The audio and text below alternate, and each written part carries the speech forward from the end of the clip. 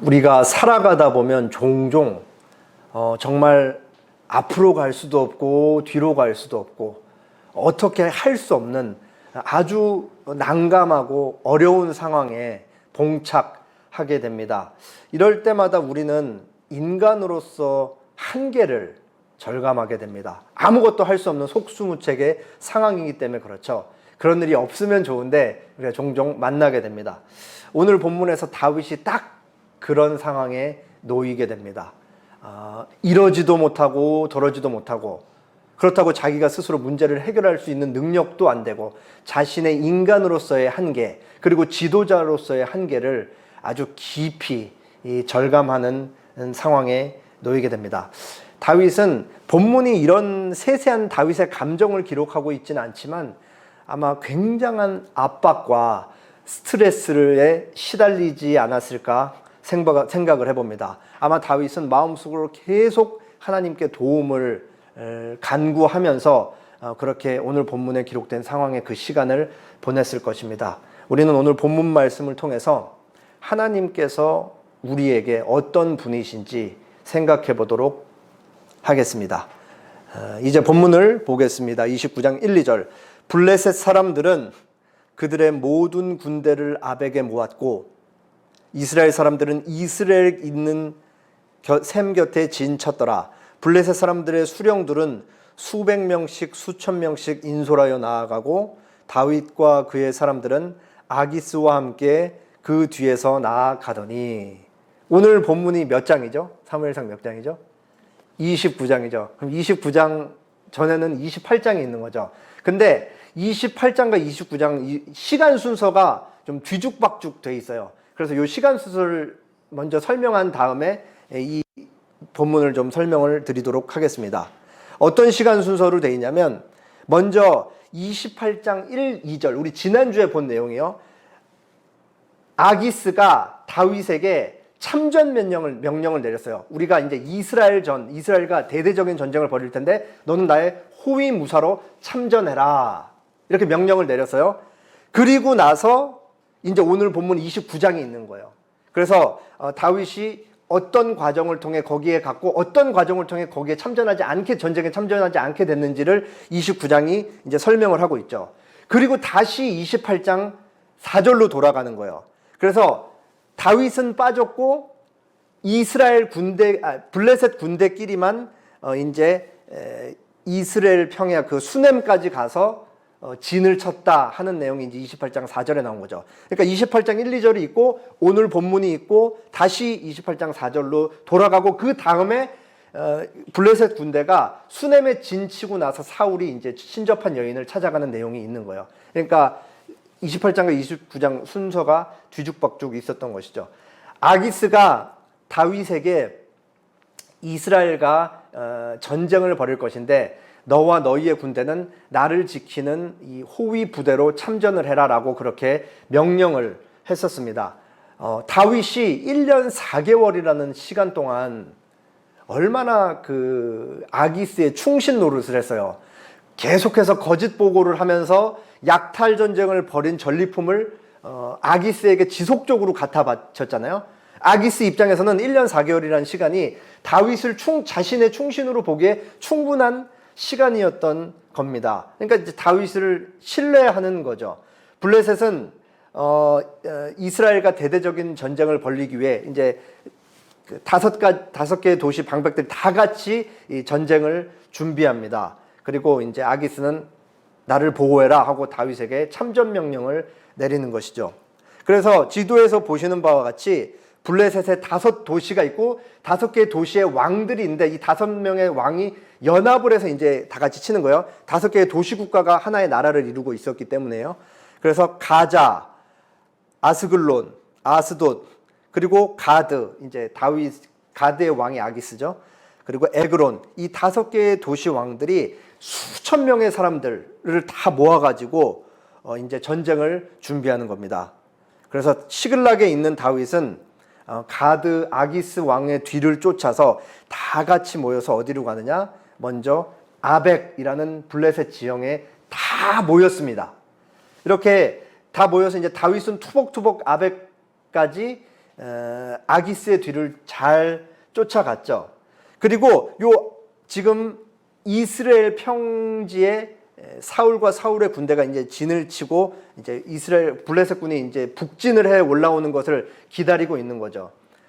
이제 이 나중에 이 지금 이스라엘 평야 그 더 북쪽인 수넴에 블레셋이 진을 치는데 여기 아벡에서 그 위로 올라갈 때는 다윗은 없습니다. 그게 이제 오늘 본문이 설명하고 있는 것이죠.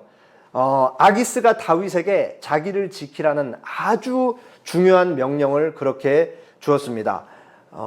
다윗 입장을 또 생각해 보면 다윗이 자기 살고 자기 사람들을 살리기 위해서 블레셋으로 망명을 했잖아요. 그리고 분명히 아기스가 도와서 1년 4개월 동안 자기도 사울한테 잡혀서 죽지 않고 자기 사람들 한 2,000명 되는 사람들도 지금까지 잘 살 수 있게 했잖아요. 그러니까 아기스의 도움을 받은 게 확실하죠.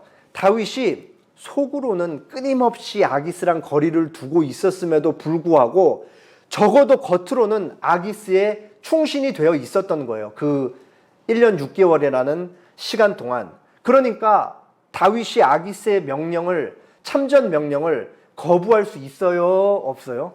당연히 거부할 수가 없는 거죠. 그렇게 다윗은 아기스의 군대를 쫓아가고 있는 거예요. 근데 우리가 이때 아기스의 뒤를 쫓는 다윗의 이 심경을 조금만 묵상해 보면은 얼마나 이 압박에 시달렸을까 라는 생각을 조금 해볼 수가 있습니다.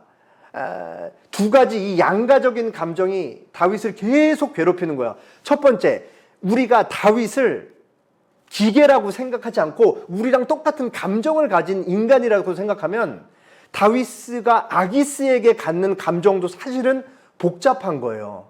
왜 그러냐면 분명 다윗이 사울 때문에 망명을 했고 아기스의 도움을 받아서 지금까지 살 수 있었잖아요. 그러니까 다윗이 아기스에게 속으로 경계는 하고 있고 거짓말을 하고 자기 사람들을 살리고 있지만 빚진 마음이 여전히 분명히 있을 거라고요. 이게 너무 당연한 거죠. 제가 다윗한테 감정이입을 해서 생각을 해보면은 아기스한테 고마운 마음이 분명히 있을 거라는 생각입니다. 그런데 지금 다윗은 어쩌면 지금 이 대이스라엘과 블레셋의 전쟁에 나가서 아기스의 뒤통수를 치고 자기 칼로 아기스의 목을 베어야 될 수도 있는 상황이었던 거예요. 복잡하죠, 아주. 이 쉬운 상황이 아닌 거예요. 동시에 또 다른 반대에 다윗이 어떤 고민을 하고 있냐? 다윗은 분명히 하나님께서 기름 부어서 이미 왕으로 세운 이스라엘의 이제 차기 왕이잖아요. 근데 다윗이 지금 누구의 편에 소속되어서 이스라엘과 전쟁을 벌이러 가고 있는 거예요? 블레셋. 그러니까 만약에 전쟁이 진짜 발발하고 다윗이 아기스 편에서 블레셋 용병으로 참전해서 전쟁을 치르면 누구를 죽일 수밖에 없는 거예요? 하나님께서 기름 부으신 왕이 자기 백성들, 하나님의 백성들을 베어 죽일 수밖에 없는 이 상황에 놓인 것입니다. 그리고 다윗이 전쟁에서 죽지 않고 살고 사울만 죽는다고 가정할 경우에 만약에 다윗이 블레셋에 속해서 이스라엘 백성들을 죽였잖아요. 그러면 정치적인 부담이 굉장히 커져. 다윗이 살아서 다윗이 나중에 차기 왕이 된다고 할 때 얼마나 많은 사람들이 반대를 했겠어요. 블레셋 상대 이스라엘의 주적인 블레셋 적국의 참전 병사 용병으로 뛰어서 우리나라 백성들을 죽인 다윗이 우리나라의 왕이 된다? 사람들이 찬성할 리가 없죠. 그러니까 이것도 아주 부담이 큰 거예요. 그러니까 이 다윗의 상황이 얼마나 복잡해요. 이러지도 못하고 저러지도 못하고 뭘 선택해야 되지도 못하고 이제 아무것도 할 수 있는 방법이 없는 거죠. 아마도 다윗이 아기스를 쫓아서 아벡을 그렇게 투벅투벅 걸어가면서 속으로 계속 기도했을 거예요. 아이고 하나님, 저는 이거 정말 방법이 없습니다. 저를 좀 어떻게 해서든 도와주십시오. 이게 다 저의 옳지 못한 결정으로 일어난 일입니다. 제가 인정하겠습니다. 저를 도와주십시오. 이런 마음으로 이렇게 다윗 앞에는 아기스 부대가 있고 다윗 뒤에는 자기의 병사 600명이 있고 그렇게 쫓아갔을 것입니다. 최악의 경우 다윗 입장에서 가장 나쁜 최악의 경우가 뭘까요? 참전을 했다라고 했을 때 최악의 경우, 전쟁에 나가서 죽는 거죠. 이건 다윗의 소관 밖이에요. 전쟁에 나가서 죽는 건 뭐 다윗이 어떻게 혼자 도망가지 않는 이상은 싸우다가 죽는 건 이제 더 이상 어쩔 수가 없는 것입니다. 그런데 제가 이제 좀 생각을 해보건데, 아마도 다윗은 참전을 해서 이스라엘을 죽이는 경우의 수는 갖고 있지 않았을 것 같아요. 다윗이 이때 당시에 갖고 있었던 유일한 수는, 내가 전쟁에 참전하게 되면 나가서 반드시 아기스의 뒤통수를 치고 이스라엘 편에 서서 블레셋과 싸워야 된다, 이 대안밖에 없었을 거예요. 근데 이것도 그냥 죽는 것을 최악의 경우라고 상정했을 때 최악에 아주 가까운 차악일 수밖에 없는 거죠. 왜 그래요? 다윗이 전쟁에 나가서 블레셋에서 배신을 때리고 사울 편에 서서 이스라엘 편에서 전쟁을 승리로 이끌었다. 그리고 사울이 살았어요. 그럼 그 다음에 어떻게 되는 거예요? 이제 블레셋으로 도망도 못 가고 사울이 살았어. 사울이 야, 너 잘했다. 너 때문에 우리가 이겼다. 내가 너 살려줄게. 포상할게. 이럴 사람이 아니잖아요. 지금 얼마나 많이 자기가 직접 말한 것까지 번복하면서 다윗을 계속 잡아 죽이려고 했어요. 전쟁의 승리로 이끌어도 다윗은 여전히 사울에게 죽은 목숨인 것이죠. 딜레마도 이런 딜레마가 없는가. 뭐를 생각해도 빠져나갈 구멍이 없고 뭐를 생각해도 방법이 없는 게 지금 다윗의 상황인 것이죠. 그리고 다윗이 지금 늘 말씀드리지만 혼자 있는 게 아니라 지금 부인도 2명 있고 같이 한 사람 600명에 그들의 가족까지 하면은 막 2,000명 넘는 사람들을 같이 하고 있는데, 이 군인들은 뭔 잘못이에요? 다윗 하나 믿고 왔는데 다윗 때문에 전쟁에서 자기 동족들을 죽여야 될 수 있는 상황에 처하기도 하고, 배신을 해도 나중에 반역자로 똑같이 다윗과 함께 처형당하고, 그러니까 다윗과 운명을 함께하는 사람이 600명 이상이나 되는데, 다윗은 자기 혼자만 이 책임질 수 있는 상황을 이미 넘어선 것이죠.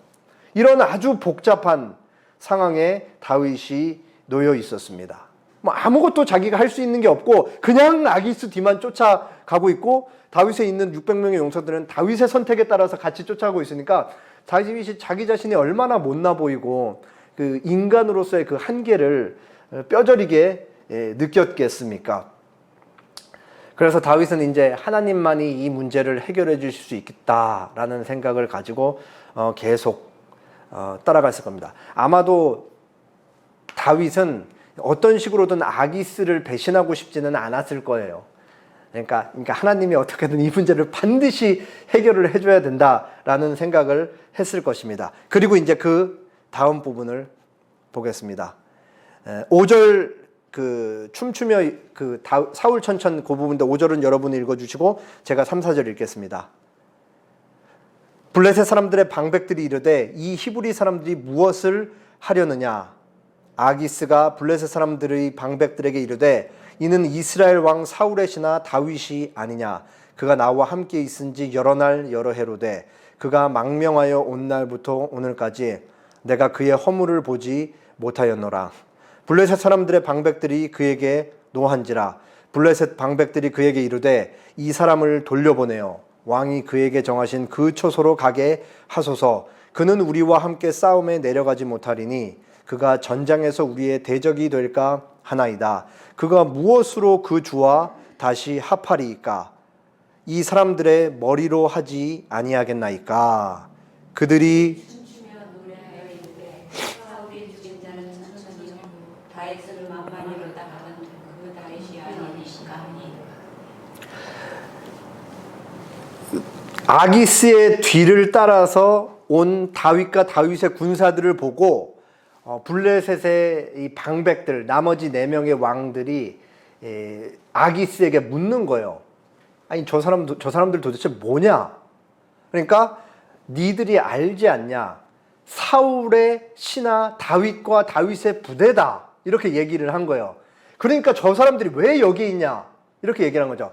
다윗이 지난 1년 4개월 동안 충신으로서 나에게 충분히 모든 것을 갖다 바치고 충신인 것을 입증했다.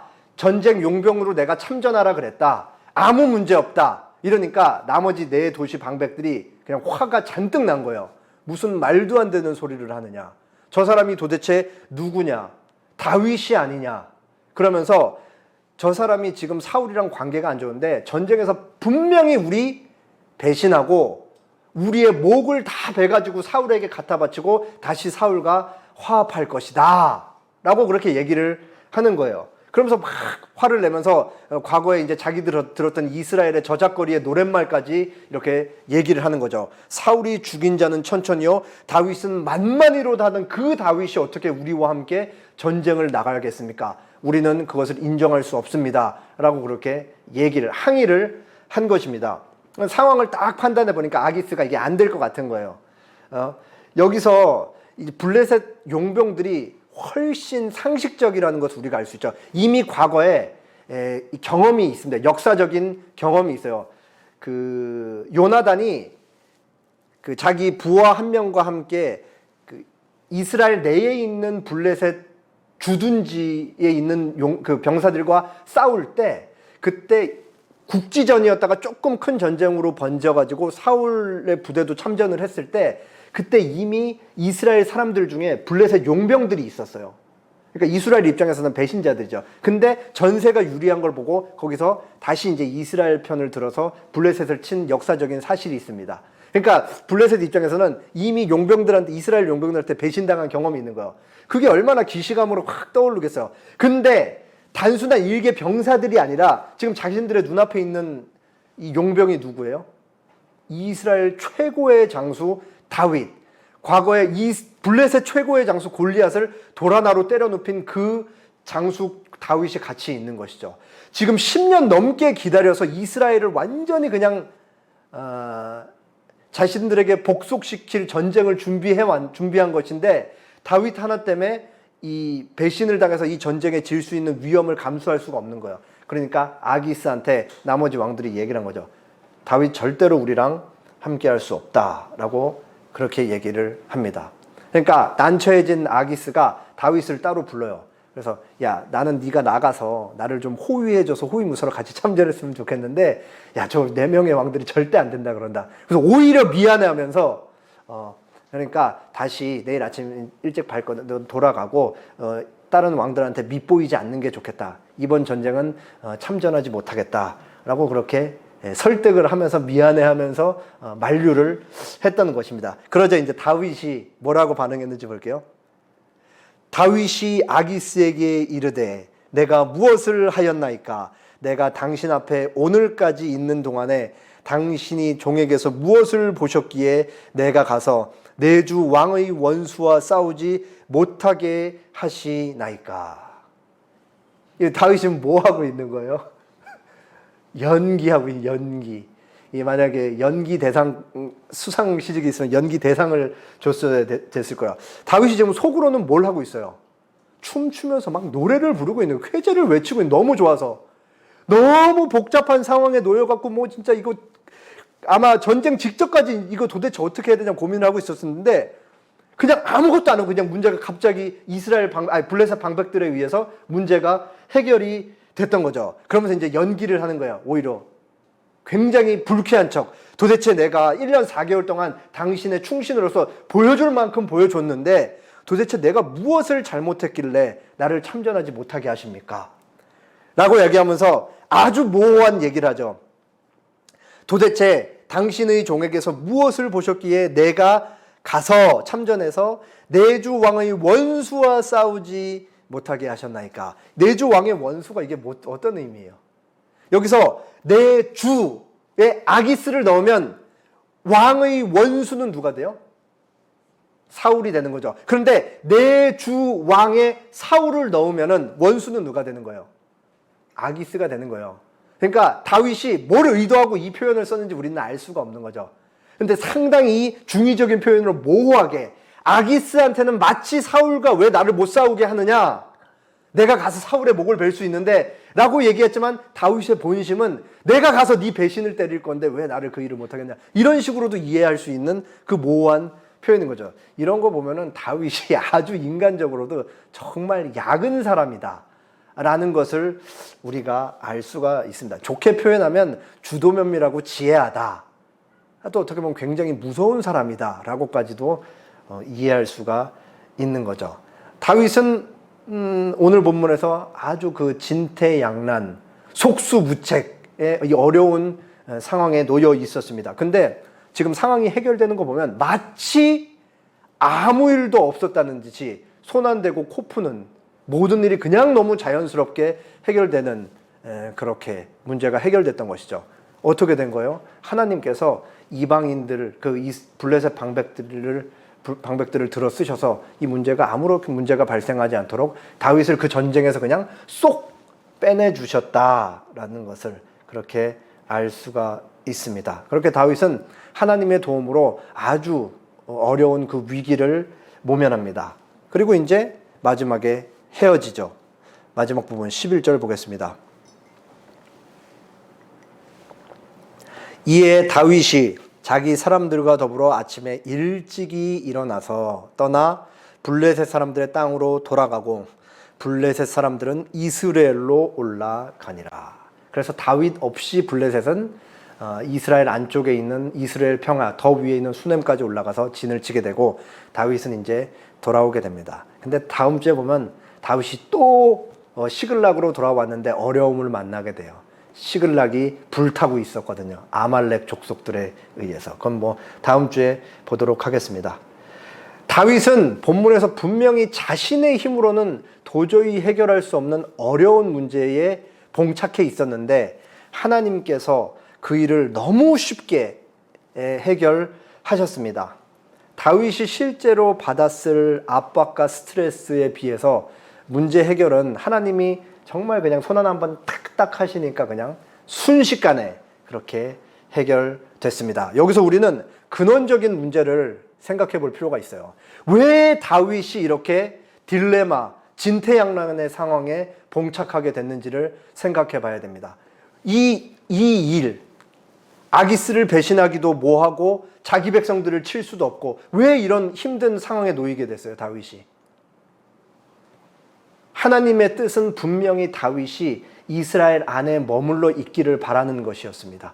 그럼에도 다윗은 자의대로 자기 사람들을 데리고 살기 위해 블레셋으로 망명했죠. 분명히 그게 다윗 입장을 생각해보면 쉽지 않은 결정이었고 그것만이 유일하게 자기가 살고 자기 사람들을 살릴 수 있는 길이라고 판단했기 때문에 그런 건 맞아요. 그럼에도 다윗의 그 선택과 결정은 하나님의 뜻에 부합하지 않는 뜻이고 결정이었다. 왜 그래요? 블레셋은 이스라엘 입장에선 적극적으로 싸워서 전멸해야 되는 대상이지 가서 구걸하고 그 사람에게 구원을 부탁해야 되는 대상이 아니기 때문에 그래요. 다윗이 구원을 요청해야 되는 대상은 유일하게 하나님밖에 없는 거죠. 근데 블레셋 아기스에게 가서 나를 좀 구원해 주십시오. 사울이 나를 잡아서 죽이려고 합니다. 가서 그렇게 구원을 구걸했던 거예요. 이게 다윗의 첫 번째 문제, 하나님의 땅을 떠나고. 그리고 선지자 갓도 다윗이 모압 땅에 있을 때 분명히 얘기했잖아요. 이스라엘 땅으로 돌아가십시오. 이방 땅은 다윗이 있을 것이 아니고 다윗은 죽이 되든 박이 되든 하나님의 땅, 하나님의 약속이 있는 이스라엘 땅 안에 있었어야 되는 것입니다. 그렇게 다윗은 자기 스스로 판단하고 결정해서 블레셋에 망령해서 거기서 지속적으로 살아남기 위해서 1년 4개월을 하나님을 대적하는 이방 왕의 블레셋 왕 아기스 밑에서 충신 노릇을 했기 때문에 오늘 본문과 같은 이 아주 어려운 상황에 놓였던 거예요. 다윗 자기의 잘못된 결정 때문에 어려운 상황에 놓였던 것이죠. 근데 아주 좋은 부분이 바로 이 대목인 거예요. 하나님께서 다윗에게 너 임마 네가 잘못된 결정과 선택을 했고 네 결정 때문에 이 옳지 못한 이 어려운 상황에 놓였으니까 네 문제는 네가 한 결정에 대한 책임은 너 스스로 져라 라고 하셨나요? 하나님께서 그렇게 말씀하시지 않으셨죠. 하나님께서 문제를 다 도와주셨다라는 거예요. 하나님께서 왜 다윗을 도와주셨을까요? 왜? 이유가 어디 있겠어요? 하나님이 다윗의 하나님이기 때문에 그게 이유라면 유일한 이유겠죠. 물론 하나님이 다윗을 다음 이스라엘 왕으로 세우기 위한 하나님의 뜻을 이루시기 위한 것도 여전히 있습니다. 그러나 더 근본적으로는 하나님이 다윗의 하나님이기 때문에 그런 거죠. 제가 어떤 드라마를 보다가 아주 인상적인 대사가 있어서 좀 소개를 해드릴게요. 아버지가 기업 회장이에요. 그리고 이제 돈이 많죠. 아들이 있었어요. 근데 이 아들이 그냥 매일 사고를 치면서 다니는 거예요. 근데 아들은 아버지가 잘난 거에 비해 자기가 너무 못났는데 아버지한테 어떻게든 인정을 받고 싶어서 계속 뭔가를 잘해보려고 하다가 그게 이제 사고로 이어지는 거죠. 근데 또 하루는 아들이 큰 사고를 쳐서 아버지가 그 사건을 수습하기 위해 아들이 있는 장소까지 옵니다. 그리고 널브러져 있는 아들, 큰 사고를 쳐서 이거 내가 어떻게 해야 되나 널브러져 있는 아들을 보면서 아버지가 가자마자 하는 말이 이거였어요. 도대체 뭘 그렇게 잘해보려고 그렇게 아둥바둥 하는 거냐. 네가 못났다라는 것이 도대체 네가 못났다 그래서 내 아들이 아닌 게 되느냐라는 이 말을 그렇게 건네는 겁니다. 그러니까 아들이 못났어도 아버지의 아들이 아닌 적은 단 한순간도 없다라는 거죠. 이게 바로 다윗을 바라보는 하나님의 마음이고 우리를 바라보는 하나님의 마음인 거예요. 우리가 때로는 약해서 연약해서 악해서 완전 완고해져 갖고 죄를 짓는 게 아니고 우리의 연약함 때문에 어쩔 수 없이 죄에 끌려다닐 수 없는 상황에 놓이고 죄를 짓고 옳지 못하는 결정을 한다고 할 때라도 그때조차도 하나님의 자녀가 아닌 순간은 단 한순간도 없다라는 것을 우리가 오늘 본문을 통해 확인을 하는 거죠. 다윗이 잘할 때나 다윗이 못할 때나 다윗이 온전하지 못한 결정을 내려서 시글락서 1년 4개월 동안 아기스의 충신 노릇을 할 때조차도 여전히 하나님은 그곳에서 다윗과 함께 하시고 다윗의 하나님이고 다윗의 아버지였다. 그리고 다윗의 삶을 지키시고 보호하신다라는 사실을 우리는 확인하게 되는 것입니다. 그렇게 하나님은 다윗을 단 한순간도 홀로 내버려 두신 적이 없습니다. 우리가 사무엘상 전체를 통해서 지금까지 확인했죠. 다윗이 절체절명의 위기 순간에 놓인 것이 오늘 본문을 통해 무려 4번이나 돼요. 첫 번째, 이스라엘 진영 내에 있을 때 사울이 다윗을 하도 시기해서 막 창을 계속 던지고 다윗이 이제 도저히 안 되겠다. 사울의 눈을 통해 거의 뭐 이제 반쯤 미친 뒤집힌 눈을 보고 이제 도망을 갔죠. 그래서 사무엘한테까지 선지학교까지 도망갔잖아요. 그때 사울이 자객단을 무려 3차례나 보내잖아요. 근데 자객단이 돌아오질 않아요. 하나님의 강권적인 개입으로 자객단이 막 취해가지고 예언을 하기 시작하니까. 그러니까 나중에 사울이 어떻게 해요? 내가 직접 가서 죽이겠다 하고 사울이 다윗과 사무엘을 찾아가잖아요. 그때 하나님께서 강력하게 역사해서 사울이 밤낮으로 벌거벗은 채로 막 예언을 하잖아요. 이게 뭐예요? 그때 다윗이 도망갈 수 있게끔 하나님이 다윗을 도운 거예요. 그때 하나님이 다윗을 돕지 않았으면 다윗은 사울한테 잡혀서 죽는 거죠. 두 번째, 도망가서 다윗이 어디로 갔어요? 혼자 블레셋에 망명을 했잖아요. 망명을 해서 자기가 그냥 수염 덥수룩하고 사람들이 날 못 알아보겠지 하고 망명을 했는데 아기스의 신하들이 다윗을 보면서 노래를 막 부르잖아요. 사울 천천 다윗만만 그 다윗이다. 그러니까 다윗이 그때 뭐 했어요? 침 질질 흘린 거예요. 그리고 아기스가 다윗을 보면서 저런 미친놈 당장 재수 없으니까 내쫓아라. 이것도 사실 생각해보면은 아기스 입장에서는 침을 질질 흘리던 침을 질질 안 흘리던 죽이고 끝내도 되는 거예요. 근데 살려서 내보내잖아요. 이것도 하나님의 개입이라고밖에 우리가 이해할 수가 없는 것입니다. 그리고 남유다 광야에서 다윗이 자기 사람들과 계속 도망 다닐 때 바위산에서 사울의 군대가 쫓고 쫓아 마지막에 정말 다 쫓아서 포위를 해서 이제는 다 잡았다 싶을 그때 어떠한 일이 벌어졌어요? 갑자기 사울의 신하 한 명이 돌아오십시오. 블레셋이 우리를 쳐들어왔습니다. 그리고 다 잡기 직전에 셀라함 맞는 곳 분리하는 바위 해가지고 사울의 군대가 다 빠져가지고 다시 돌아가서 블레셋과 전쟁하기 돌아갔던 일이 있었던 것입니다. 그리고 오늘 본문까지 절체절명의 순간에 하나님은 매번 다윗을 그렇게 도우셨던 겁니다. 사도 바울도 동일한 고백을 하죠. 우리가 알거니와 하나님을 사랑하는 자, 곧 그의 뜻대로 부르심을 입은 자들에게는 모든 것이 합력하여 선을 이루느니라. 다윗의 이 상황과 일맥상통하는 얼마나 아름다운 진술인지 모르겠습니다. 우리가 현실을 살다 보면 어떤 사람들은 우리가 믿는 하나님을 신이라는 보편적인 용어로 얘기를 하면서 신 존재를 인정합니다. 그 사람들은 유신론자이긴 맞죠. 초월적인 존재의 절대자가 있다라는 건 인정을 해요. 다만 거기서 멈추는 것이죠. 또 어떤 사람들은 초월적인 존재의 절대자 신은 존재하지 않는다라고 그렇게 무신론자를 자처하면서 신의 존재를 믿지 않고 그렇게 살아갑니다.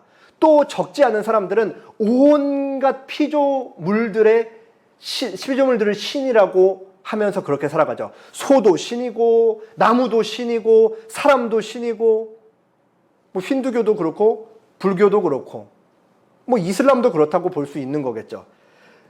여러 가지 신을 믿고 신을 믿지 않는 다양한 사람들이 존재를 합니다. 그러나 우리는 그 신을 누구라고 부르는 거예요? 하나님이라고 부른 거죠. 우리가 그렇게 부르고 싶어서 그렇게 부르는 게 아니고 하나님께서 우리를 그렇게 부를 수 있게 해주셔서 우리가 이 세상에 절대로 존재하는 유일한 분이신 그 신을 하나님이라고 부를 수 있게 된 것입니다. 그것은 하나님께서 우리를 사랑하셨기 때문에 우리가 하나님을 사랑할 수 있게 된 것이고 하나님의 선택에 기인한다라는 사실을 알 수 있습니다. 그게 사도 바울의 진술에서는 하나님의 뜻대로 부르심을 입은 자들이라고 그렇게 나오고 있는 것이죠. 그러면서 하나님을 사랑하고 하나님의 뜻대로 부르심을 입은 자들에게는 모든 것이 합력하여 선을 이룬다. 그렇게 얘기하고 있습니다. 여기에서 모든 것이라는 것은 정말 모든 것을 얘기해요. 우리의 출생, 우리가 만난 부모, 그리고 우리가 살아가면서 만나는 크고 작은 선택과 결정들, 그리고 심지어 우리가 짓는 죄까지도 여기 모든 것에 다 포함되는 것입니다. 하나님께서 이 하나하나 모든 것, 심지어 우리가 만나는 사람들까지도 다 사용하셔서 우리의 삶을 선한 방향으로 이끌어 가신다라고 그렇게 사도 바울이 고백을 하고 있는 것이죠.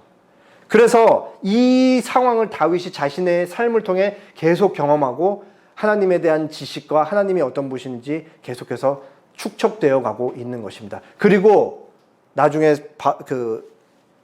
다윗의 고백이 뭐냐?